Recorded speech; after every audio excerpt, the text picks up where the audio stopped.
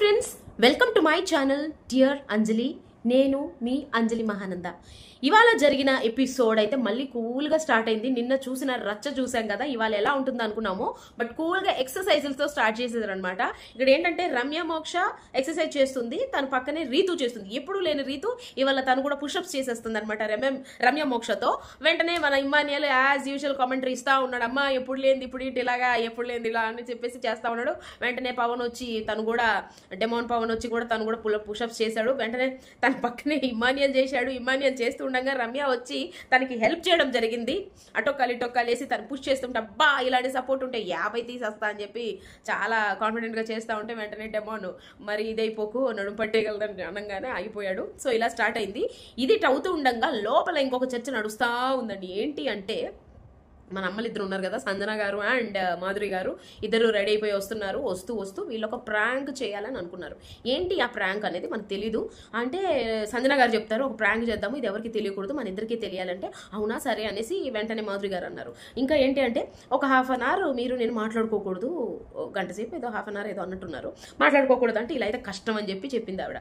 చెప్పిన తర్వాత లేదు ఇదైతే ఒకటి చేద్దాము, గొడవ పడదాము, చూద్దామంటే వెంటనే మాధురి చూద్దాం ఎవరు రెచ్చగొడుతున్నారో, ఎవరు ఇష్టపడుతున్నారో, ఎవరు స్టాప్ చేయాలని చూస్తున్నారో చూద్దామనేసి ఇద్దరు కప్పులు కలిసి బయటకు వచ్చారనమాట. వచ్చిన తర్వాత వెంటనే ఈవిడ as usual Tanuja and Pavan కిచెన్లో ఉన్నారు. అందరూ ఆల్మోస్ట్ అందరూ అక్కడ ఉన్నారు. కొంతమంది ఉంటుండగా వెంటనే మాధురి గారు వచ్చేసేసి నా స్టిక్కర్స్ ఎవరు తీశారు, రంగురంగు స్టిక్కర్లు, తనుజను చూసేవా అనగానే తనుజ లేదు రాజా, ఈమె ఏదంటూ రాజా అని పిలుస్తుంది ఆవిడ్ని.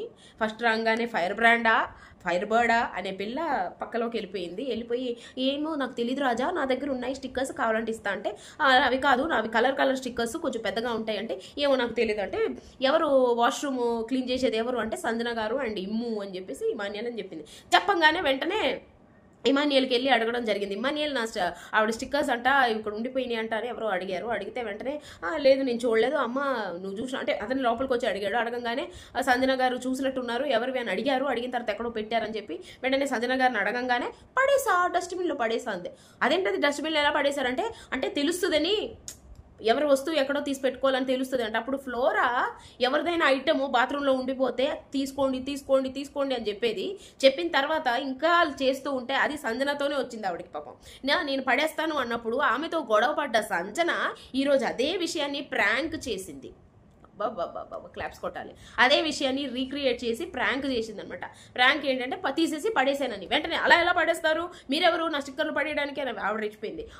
పడేసాను, మీకు బుద్ధి రావాలని పడేసాను, కావాలంటే నా స్టిక్కర్లు ఉన్నాయి తీసుకోంటే నేను ఒకళ్ళు స్టిక్కర్లు వాడను, ఒక డ్రెస్సులు వాడను, ఒకళ్ళు గాజులు వాడి. ఇవిడ గాజులు స్టిక్కర్లు వాడరండి, ఇంకొకలా అదనమాట మింగేసా వాడతారు. ఇలాంటి మాటలే వస్తాయి. ఒక ప్లాట్ఫామ్ మీదకి వెళ్ళినప్పుడు నువ్వు ప్రాంక్ చేస్తున్నావా, ఫ్రాంక్గా ఉంటున్నావా తెలియాలి. అది బయటకు వచ్చిన తర్వాత ఇలాంటి మాటలే వస్తాయి. మీరు తర్వాత ఎంత ఇదిగా ఉన్నా కూడా అయ్యే వస్తాయి, అవునా కదా? సో ఇదనమాట అర్థమైన వాళ్ళకి. బొట్లు మాత్రమే వాడరు, ఇంకా బొట్టుని మాత్రం ఇంకొకరు బొట్టు తీసేసుకుంటారు అనేది అందులో పెద్ద భూతేం లేదు. బొట్లు వాడరు, బట్ ఇంకొక ఆడదాని బొట్టు లాగేసుకుంటారు ఇవిడ. అదనమాట ప్రాంక్. సో ఈ ప్రాంక్ ఇలా నడుస్తుండగా నాకు నిజంగా నవ్వొచ్చింది. ఏంటి అంటే వీళ్ళిద్దరూ ప్రాంక్ చేశారు కానీ ఒకరి కోసం ఒకరు నిజాలు మాట్లాడేసుకున్నారు. నీ గురించి నువ్వు పెద్ద ఇదిలే అంటే, నువ్వు పెద్ద అదిలే అంటే, గుడ్లు దొంగతనం చేసినట్టు ఈ కూడా దొంగతనం చేసావా, నీ బుద్ధి పోనిచ్చుకున్నావు కదా ఆవిడంటది నీకు నీ ఇదికి అనేసి ఈవిడంటది. మొత్తానికి వీళ్ళు నిజాలు మాట్లాడుకోవడానికి ప్రాంక్ చేసి వీళ్ళిద్దరు తిట్టుకున్నారా అనిపించింది నాకు కాసేపు. అసలు పిచ్చిలేసింది. ఆ తర్వాత ఈవిడ ఇంకా సీరియస్ అయిపోయి వెంటనే ఏం పేరు అబ్బాయి సాయి అనుకుంటా, సాయి శ్రీనివాస్, తను వచ్చి ఇదిగో అక్కడ ఉన్నాయి స్టిక్కర్స్ ఇవి మీవే అనుకుంటాను పక్కన పెట్టానని ఇవ్వగానే ఇదిగో ఇది మంచితనం అంటే, ఇది మనిషి అంటే అని చెప్పి తీసుకొని మీరు ఉన్నారు ఎందుకు మంచి మర్యాద తెలియదు ఇది అది అనగానే వెంటనే ఈవిడ వెళ్ళి ఆ స్టిక్కర్ల మీద ప్రాంక్ చేద్దాం అనేది ఈవిడే అని చెప్పేసి కట్ అని చెప్పేసి మధ్యలో కట్ చేసింది తెలివైన సంజన. ఏంటి అంటే ఆమె వర్షన్ వరకు ఆమె మాట్లాడేసి మొత్తం తీర్చేసుకున్న తర్వాత ఆమెనే కట్ చేసి ప్రాంక్ చేద్దామని చెప్పింది ఆవిడని మళ్ళీ ఆమె మీద వేసింది. ఫస్ట్ చెప్పిందే సంజన గారు కదా, మళ్ళీ ఆమె మీద వేసేయంగానే ఆమె నవ్వేసుకుంది, ఒకరికొకరు నవ్వేసుకున్నారు. వెంటనే అందరూ తనుజ అయితే షాకు. వెంటనే తనుజకి ఇట్టు ముద్దు పెట్టేసి ఆమె వచ్చేసింది. పక్కనకి వచ్చి కూర్చున్న తర్వాత వెంటనే ఇంకా వావ్ సూపర్ అని చెప్పేసి ఆయాష మెచ్చుకుంది, మంచి కంటెంట్ ఇచ్చారని చెప్పి తొక్కలో కంటెంట్ అయిపోయింది. అలా అయిపోయిన తర్వాత వెంటనే దివ్య దోశల గురించి మాట్లాడింది. మళ్ళీ వంట గురించి వచ్చింది. పాప పిల్ల ఉందే కానీ మనశ్శాంతి లేని పని అయిపోయింది ఆ పిల్లకి.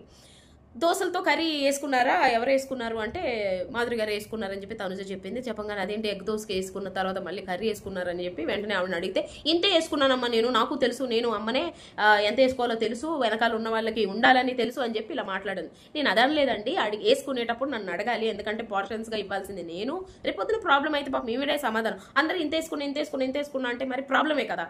అడగడం తప్పు కాదు, వేసుకోవడం తప్పు కాదు, సారీ అడగకుండా వేసుకోవడం తప్పు కాదు, అడగకుండా వేసుకోవడం తప్పు అనేసి తను అంటుంది. ముందే తెలిస్తే తనకు తెలుస్తుంది ఎవరు వేసుకున్నారు, ఎవరికి ఎంత పోర్షన్ ఉంచాలని తెలుస్తుంది. కాబట్టి వెంటనే నాకు రేషన్ ఏమంటారు నచ్చలేదు మార్చేయండి అని చెప్పింది. వెంటనే కెప్టెన్ రావడం ఇవన్నీ జరిగి చాలా డిస్కషన్.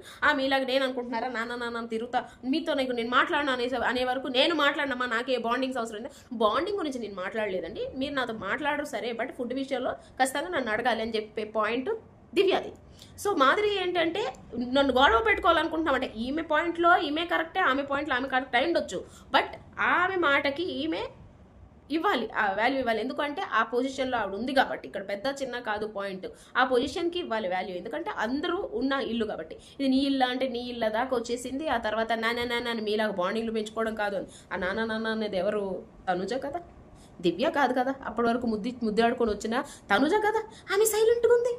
అదే పొజిషన్లో దివ్య ఉంటే వెంటనే వచ్చి మాట్లాడింది, కానీ ఆ పిల్ల సైలెంట్గా అట్లేసుకుంటుంది. ఆ పిల్ల ఏమనుకుంటుంది నాకు అర్థం కాలేదు. ఇదండి తనుజ క్యారెక్టర్, నాకు అందుకే నచ్చలా.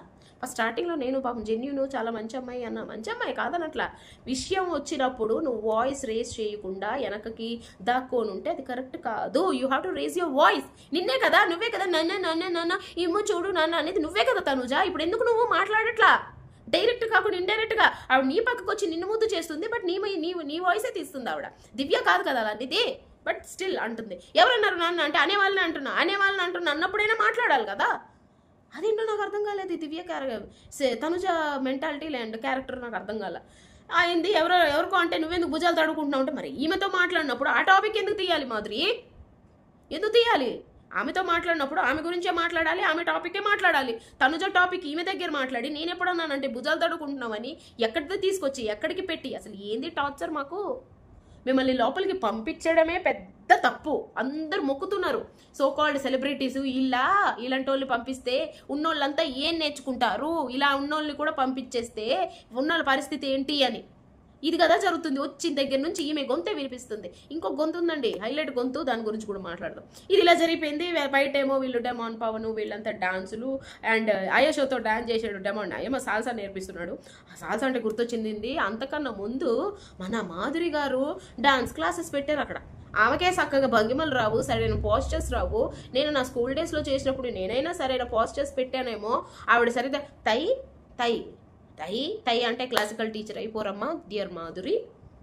వీళ్ళందరూ నించొని మళ్ళీ వీళ్ళు పాపం ఇమ్మని ఎలా అయితే తై ఇంకొక చెప్పండి మేడం అంటనే ఉన్నాడు. ఈమె చెప్తానే ఉంది, ఏం చెప్తుంది ఆమెకే సరిగ్గా, అసలు ఆమెనే సరైన పోస్చర్ పెట్టడం రాదు ఆమెకి. ఇక్కడ తీసుకెళ్ళి ఇక్కడ వదిలే అంటుంది. ఎక్కడ తీసుకెళ్ళి ఎక్కడ వదలాలో ఆమెకే కరెక్ట్గా తెలీదు. నాకు అర్థమైపోయింది, ఎందుకంటే ఆవిడ డాన్సులు నేను చూసా. అది చేసే విధానం, చేయడం రాకపోయినా చూసే వాళ్ళకి అనలైజ్ చేయడం వస్తుంది, ఏది డాన్స్ కరెక్ట్ ఏది కాదు అనేది. ఆ మాత్రం కొంచెం కామన్ సెన్స్ ఉంది మీ అంత కాకపోయినా.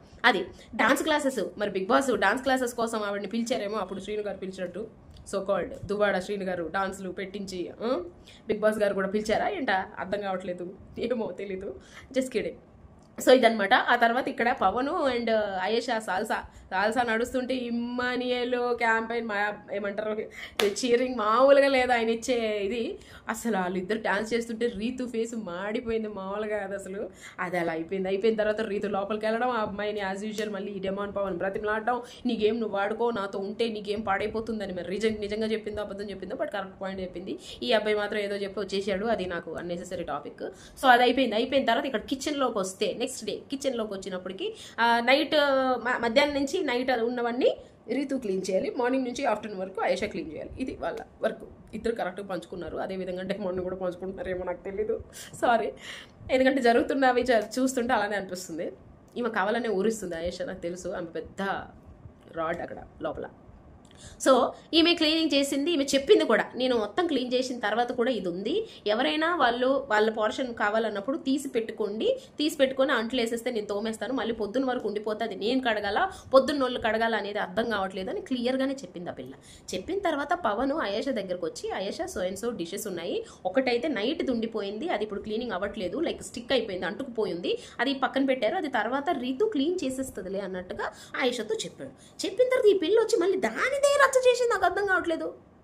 అన్నిట్లలో బాగానే మాట్లాడుతుంది కదా తెలుగు, మరి ఆ విషయమే రచ్చ చేసింది పిల్ల తీసుకొచ్చి.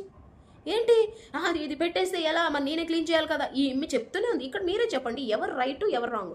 రీతు అడిగింది, రాత్రి పొద్దున్న వరకు ఉండిపోతే నాకు సంబంధం లేదు, రాత్రే పెట్టేస్తే నేను క్లీన్ చేసేస్తా, రాత్రి ఫుడ్ ఉంచుకొని దాన్ని వేసుకున్న తర్వాత అది రాత్రి గిన్నె అని పెడితే అది కాదు కదా.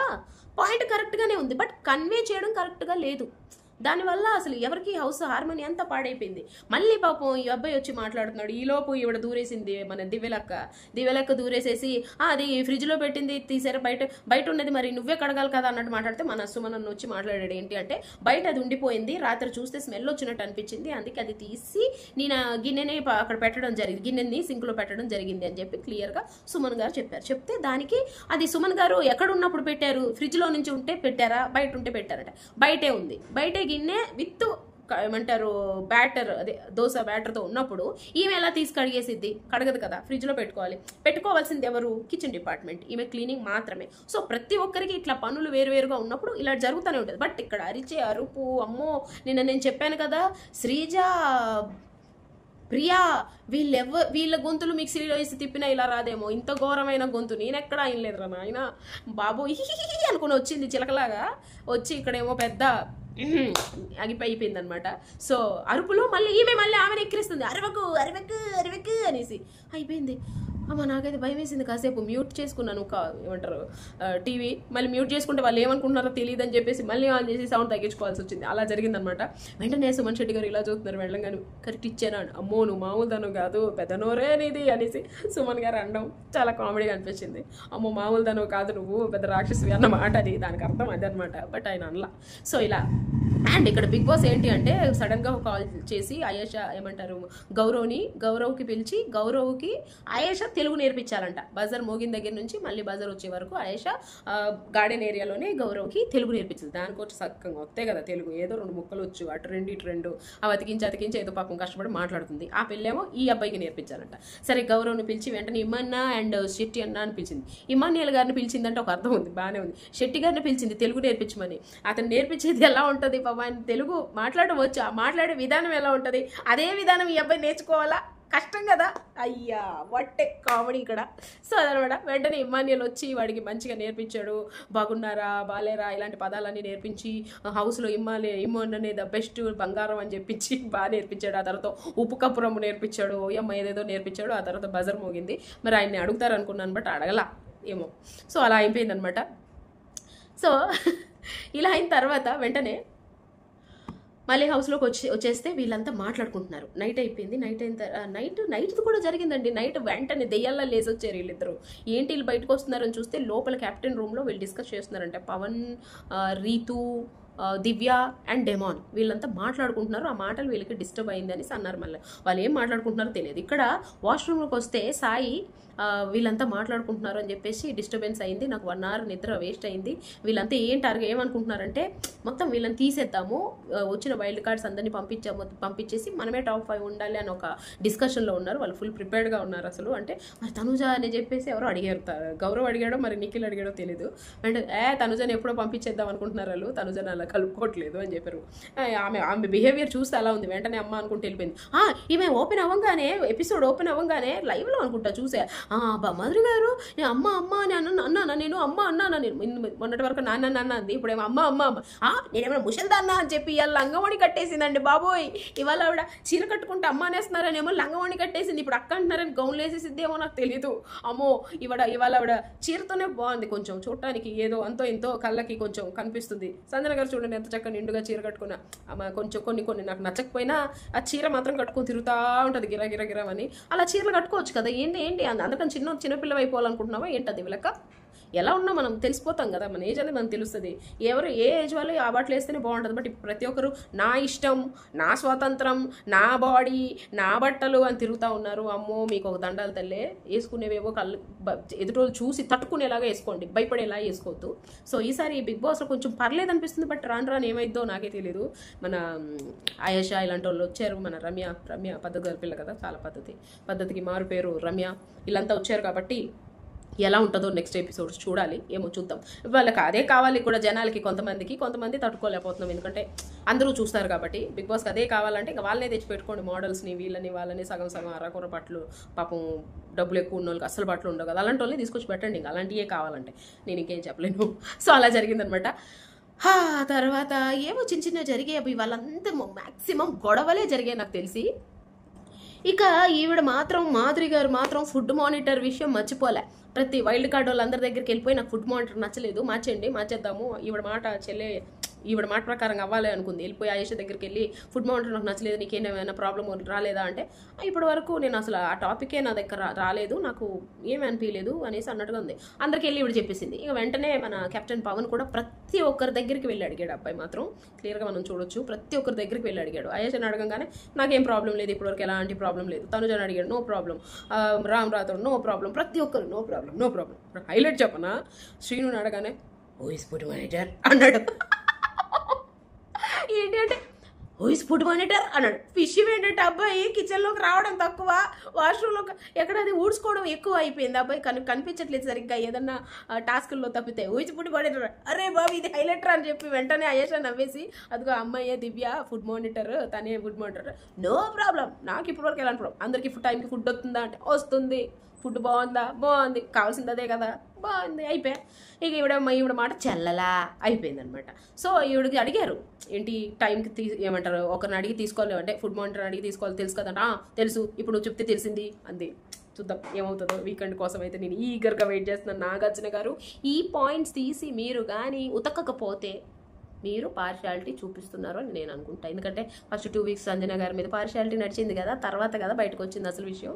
ఇక్కడ కూడా దివ్య లెక్కని మాత్రం కడగకపోతే దీపావళి. ఓకే, అదనమాట. సో ఇలా జరుగుతున్నప్పుడు విషయం ఏంటంటే, హైలైట్ ఏంటంటే, మళ్ళీ యాజ్ యూజువల్ మన ఇమానియల్ కొంచెం కామెడీ చేశాడు సుమన్ శెట్టి గారి మీద. ఒకటి అంటూ వచ్చేసాడు. ఫస్ట్ నామినేషన్లో కూడా ఒకటే దగ్గర ఉంటాడు, ఎలిమినేషన్ దగ్గర ఒకటే ఉంటాడు. ఏం ఆట ఆడినా ఒకటే, డ్రాయింగ్ చేసినా ఒకటే అన్నట్టు, సంచాలకంగా ఉన్న ఒకటో ప్లేస్లోనే ఆట ఆడినా ఒకటో ప్లేస్లోనే బయటకు వెళ్ళిపోతాడు అని చెప్పి సుమన్ శెట్టి గారిని కామెడీ చేయడం జరిగింది. అందరూ సరదాగా నవ్వుకున్నారు. అసలు మామూలు కామెడీ కాదు అది, అతను చేస్తేనే బాగుంటుంది, ఇంకెవ్వరు ఇమిటేట్ చేయలేము, రాదు కూడా. ఫన్ అసలు జనరేటే అవ్వదు ఎంత బాగా చేద్దాం అనుకున్నా. సో ఇమ్మాన్యుయల్కి మాత్రం హ్యాట్స్ ఆఫ్. ఆయన ఉండడమే, ఇన్ని సీజన్స్ చూశాను, ఎవరు కూడా ఇలాంటి హ్యూమర్ ఇచ్చే కామెడీ చేయలేదు నాకు తెలిసి. ప్రత్యేకంగా వాళ్ళకి టాస్క్లు ఇవ్వాలి, నువ్వు ఫన్ చెయ్యని చెప్పేసి. ఇమ్మాన్యుయల్ మాత్రం మామూలుగా హ్యూమర్ కాదు, హీస్ వెరీ టాలెంటెడ్ అని చెప్పొచ్చు. No chance he will win the cup అని నేనైతే అంటున్నా. ఇలాగే ఉంటే టాస్క్ల విషయంలో కావచ్చు, అన్నిట్లలో ఇలానే ఉంటే he will be there, will win the cup. So ఇదనమాట. ఇక్కడ ఇంకొక హైలైట్ ఏంటంటే, మన రమ్యక్కకి ఫుడ్ వజ్రం ఇచ్చారు కదా, స్టోను, అది వాళ్ళ శాంక్షన్ అయిపోయింది అనమాట. ఇవాళ నుంచి ఆవిడ పొద్దున్న బ్రేక్ఫాస్ట్ ఏం కావాలి, లంచ్ ఏం కావాలి, డిన్నర్ ఏం కావాలి ఆమె ఆర్డర్ చేసుకోవచ్చు. అండ్ ఇంకొకటి ఏంటి అంటే, ఆమెతో పాటు హౌస్లో ఇంకొకరికి తను షేర్ చేసుకోవచ్చు. ఇక ప్రతి ఒక్కరు ఫ్రెండ్ అయిపోయారు.